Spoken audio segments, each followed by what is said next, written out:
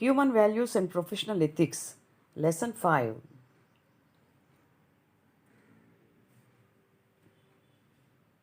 The Basic Human Aspirations, మానవుల మౌలికమైన కోరికలు. What are the basic human aspirations? మానవుల మౌలికమైన కోరికలు ఏమిటి అంటే మానవులందరూ ఏం కోరుకుంటారు? Continuous happiness is one of the basic human aspiration. నిరంతర ఆనందము మానవులందరి మౌలికమైన కోరిక. ప్రతి ఒక్కరూ కూడా ఆనందంగా కొద్దిసేపు కాదు, ఎప్పుడు నిరంతరం తన జీవితాంతం కూడా చాలా సంతోషంగా గడపాలి అని చెప్పి మనుషులు కోరుకుంటారు. ఇది మనుషులందరి కోరికలు రకరకాలుగా ఉంటాయి, కానీ చివరికి వాళ్ళు కోరుకునేది ఆనందాన్ని మాత్రమే.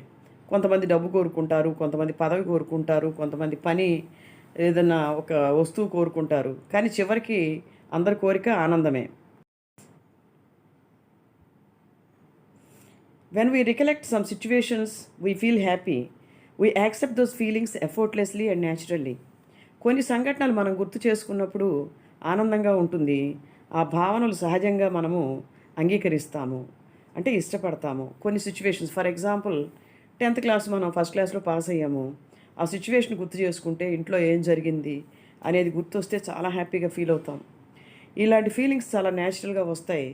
అంటే మనకి గుర్తుపెట్టుకున్నప్పుడల్లా గుర్తొచ్చినప్పుడల్లా ఆనందాన్ని ఇచ్చేవే ఈ సంఘటనలు.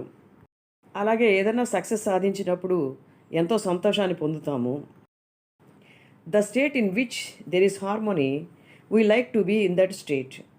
సమతుల్యత, సామరస్యం ఉండే స్థితి మనకు ఇష్టాన్ని కలిగిస్తుంది. To be in a state of liking is happiness.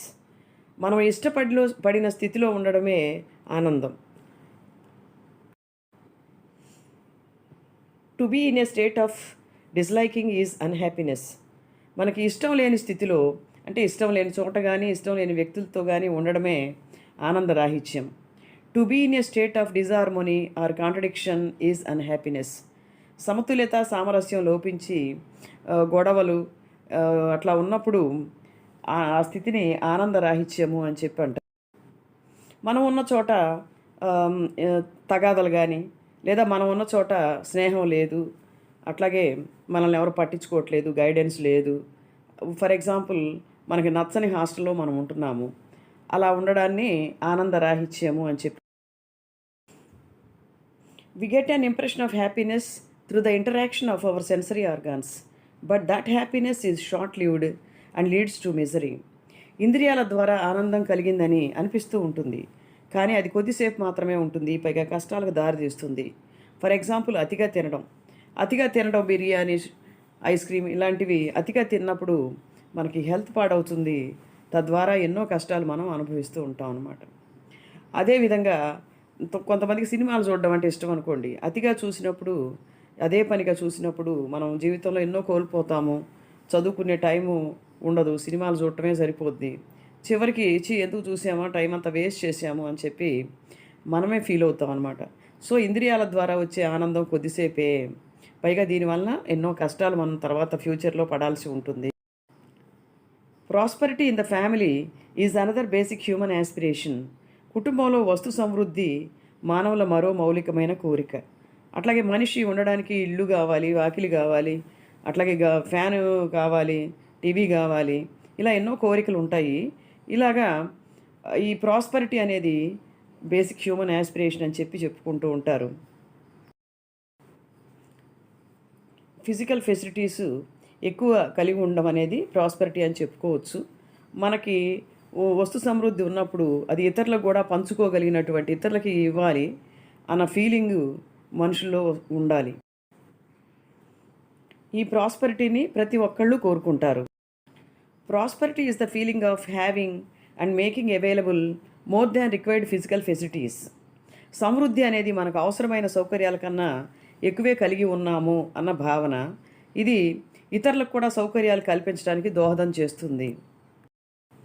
ప్రపంచంలో ప్రతి ఒక్కరూ సమృద్ధి అనేది ఉండాలి, అన్ని వస్తువులు మనకి ఉండాలి అనే కోరుకుంటారు.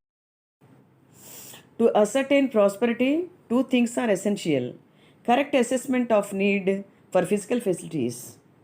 Second one, the competence of making available more than required facilities. సమృద్ధి కలిగి ఉన్నామని చెప్పడానికి రెండు విషయాలు అవసరం.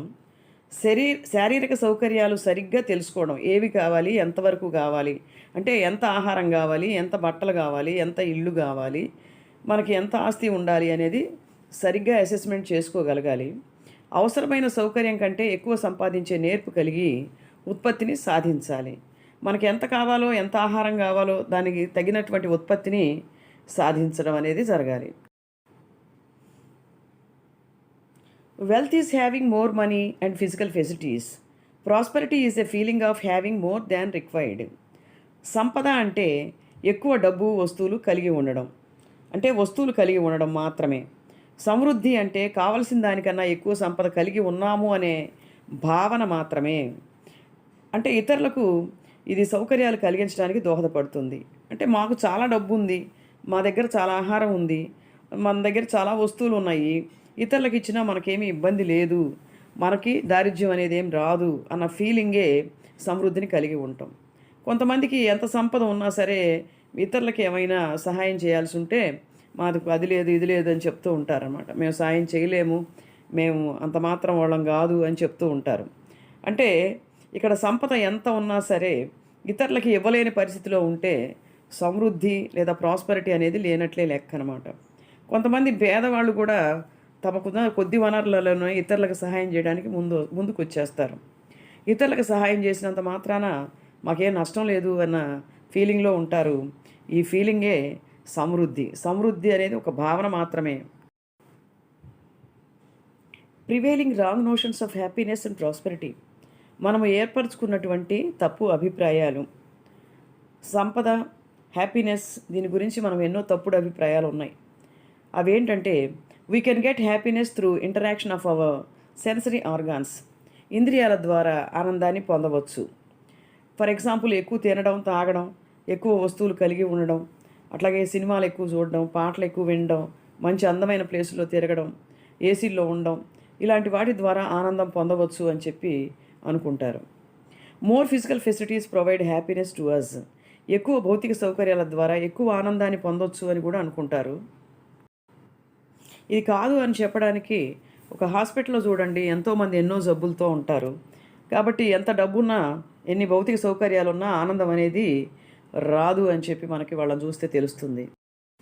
కేవలం భౌతిక సౌకర్యాల వలన, డబ్బు వలన, సంపద వలన ఆనందం పొందవచ్చు అనేది చాలా wrong notion. These wrong notions lead us to rush for earning more and more money. In this mad rush, we neglect human values like love and care for our relatives and friends.